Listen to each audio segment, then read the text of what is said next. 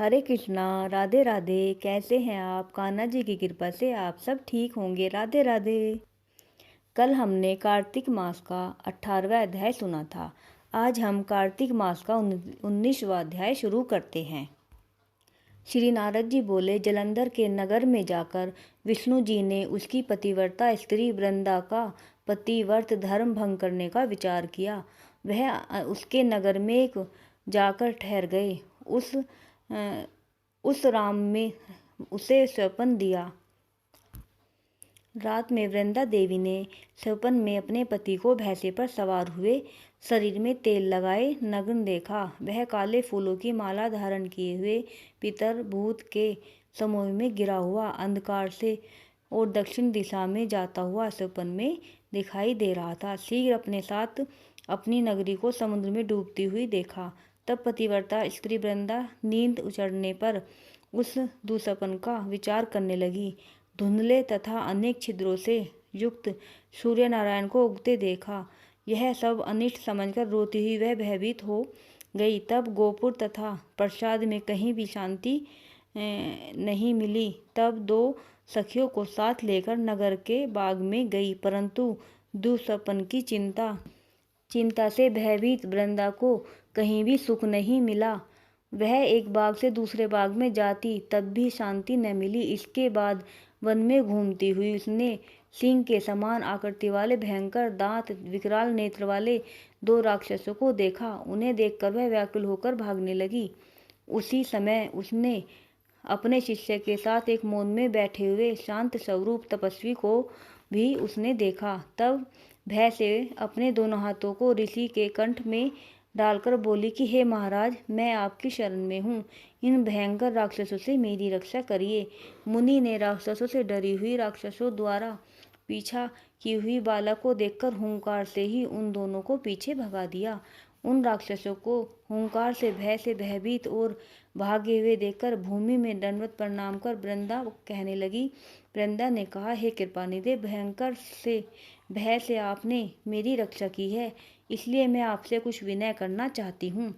आप कृपा कर सुनिए। हे सुव्रत, मेरे पति जलंधर महादेव जी के साथ युद्ध करने के लिए गए हैं।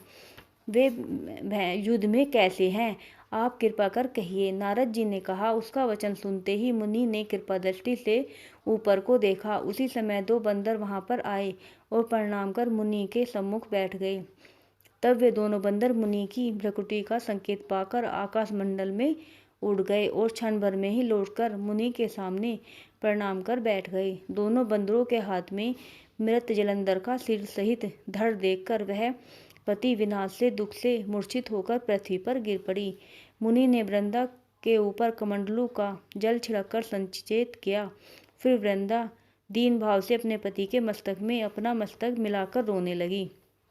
वृंदा ने कहा, हे प्रभु, आप पहले मधुरालाप से मुझे प्रसन्न रखते थे, परंतु आज मुझ निरपराधिनी दासी से क्यों नहीं बोलते? आपने जिस विष्णु सहित सब देवताओं और गंधर्वों को जीत लिया था, उन तीनों लोकों के विजेता आपको तपस्वी शिव ने कैसे मार दिया? श्री नारद जी बोले।